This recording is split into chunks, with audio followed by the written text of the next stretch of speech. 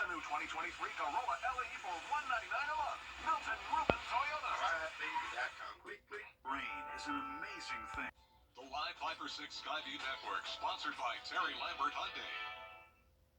After a very rainy end to the weekend, we had beautiful sunshine today. Winds are breezy, but they're settling down tonight with temperatures dropping into the 20s for your Tuesday morning. And we're also tracking some rain and storms for Wednesday. I'll have all those details coming right up.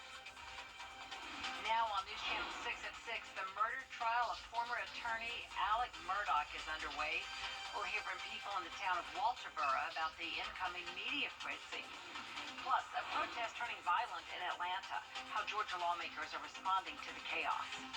And Augusta's mayor in the White House will hear from Garnett Johnson about his visit to the Capitol as your News at 6 continues. Live from Television Park, this is Wjbf News Channel 6 at 6. Good evening, everyone. I'm Jenny Montgomery. Thanks so much for joining us. Coverage you can count on begins with jury selection in the murder trial of former South Carolina attorney Alex Murdaugh officially underway. Murdaugh is accused of killing his wife and son in 2021. Prosecutors say he killed them to cover up numerous financial crimes. The trial is being held in Wjbf, South Carolina, and people there say while the reason people are coming to town is sad, they hope to provide them with some hospitality. It's a small town, but it's very friendly town. I'm very impressed because I'm rude. I'm typical Italian rudeness, but Wjbf is very, very lot of good people. Jury selection is expected to continue for the next few days. Over the weekend, a protest in Atlanta turned violent. This was the scene Saturday night when demonstrators threw rocks and lit fireworks outside the Atlanta Police Foundation. A police cruiser was torched and other buildings were vandalized. This came after authorities shot and killed a demonstrator Wednesday during a protest at the planned site for a public safety training center.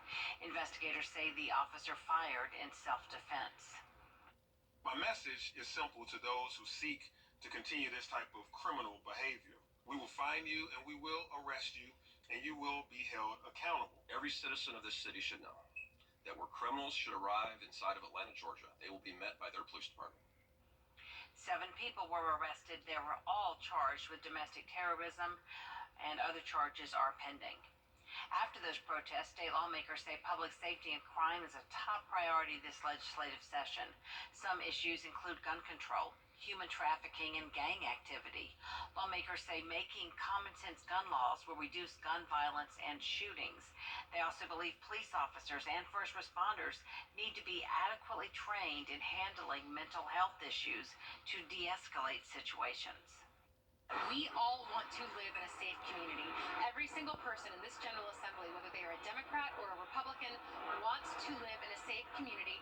Is how are we going to support our law enforcement? Because again, just like education, law enforcement is having phenomenally a difficult time with attracting and retaining qualified officers. Part of that effort also includes a joint commitment from the Attorney General's office and the GBI to dedicate resources and budget for tackling gang problems in the state. Meteorologist Jenna Petracci joins us now. It's time for a check of the forecast. Well, Jenny, it's been a beautiful Monday, widespread sunshine across the CSRA, and now the sun is beginning to set. Here's our Terry Lambert Hyundai Skyview cam over at the airport.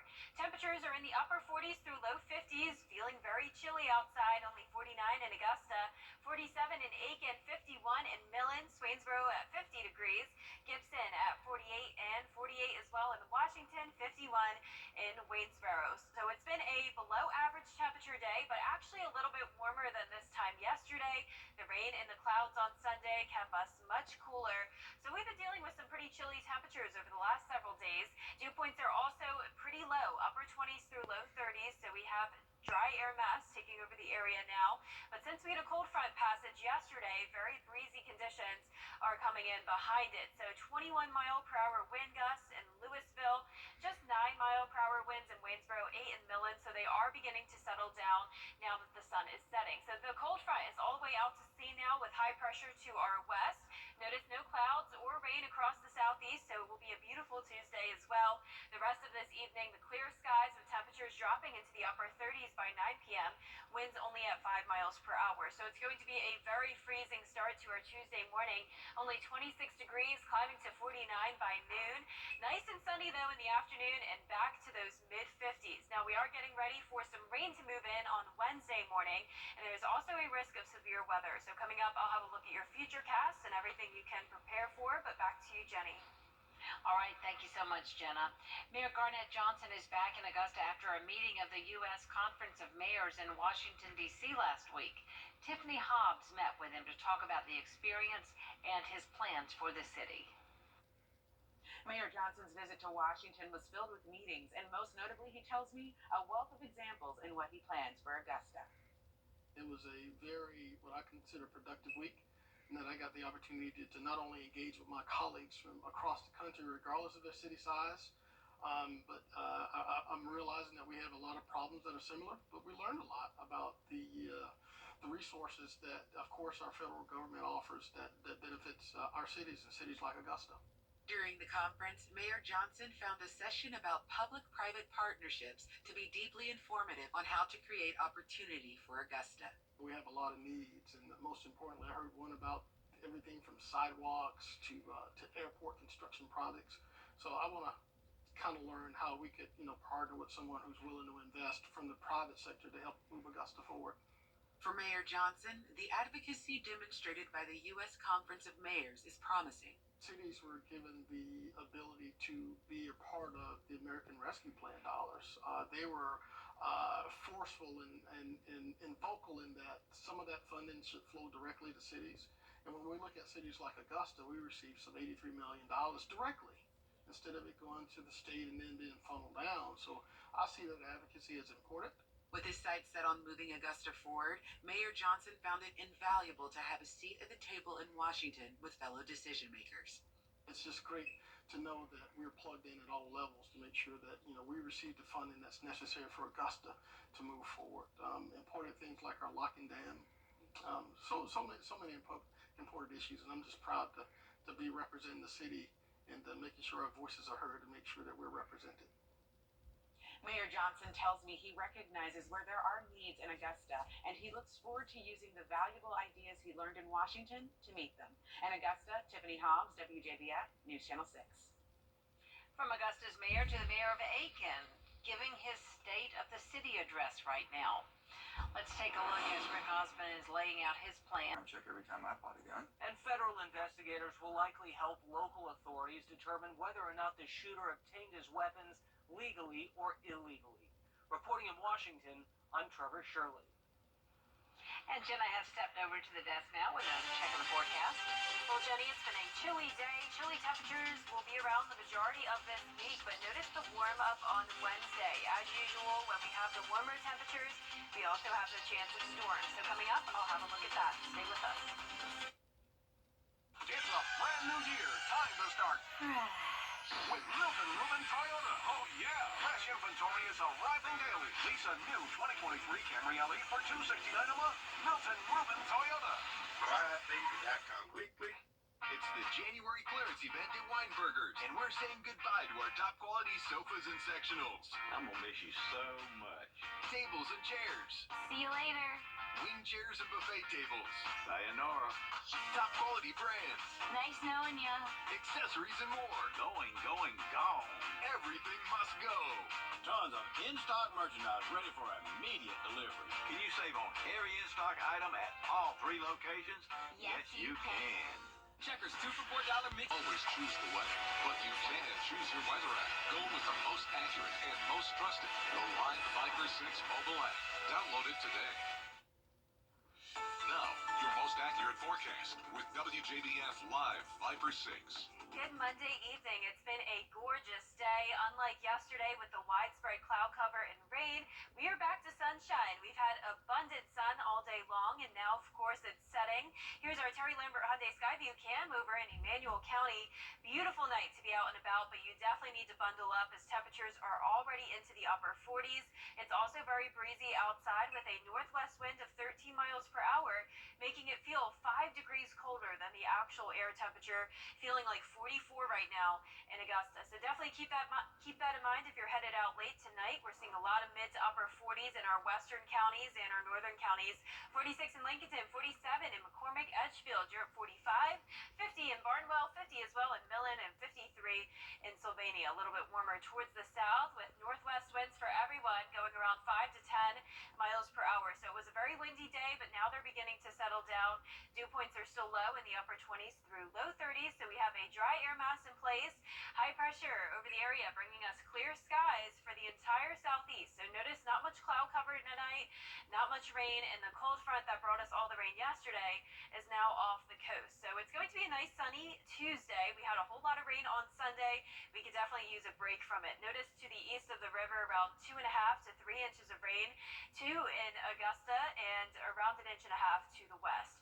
Our day planner tomorrow starting out very cold at only 26 degrees, a lot of sunshine, but only making it into the mid-50s once again in the afternoon. So starting out well below freezing for your Tuesday.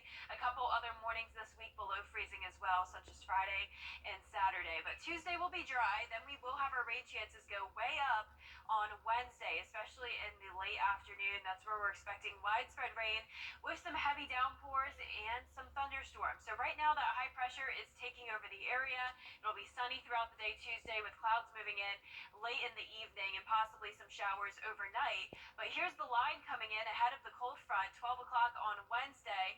We're going to be in the warm sector of this system, and that's why we'll have the chance of some severe weather throughout the late morning and early afternoon. So let's bring things closer to home now. 7 a.m. That's when we'll see this batch of rain come in from the west. Definitely some gusty wind potential here, along with heavy downpours bringing up to around 3 inches of rain. By 2 o'clock, very widespread coverage. And I do think this will mostly be over with around 6 o'clock. Our model here is showing things lasting south of I-20 till around 10, but I do think this will be a little bit of a faster moving system than what it's picking up on. But tomorrow, an enhanced risk of severe weather along the Gulf Coast. For us on Wednesday, just a marginal risk, but there is the possibility this could be changed to a slight risk. So we'll keep you updated on that throughout the week.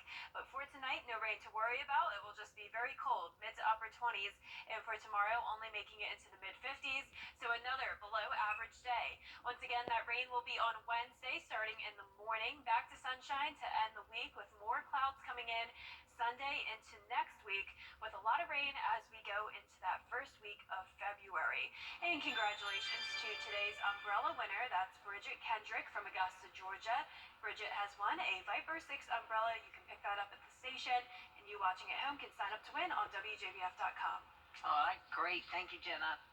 Coming up, another award for Georgia's Stetson Bennett, and a pair of local players will meet in the NFL's AFC Championship game. Sports is next.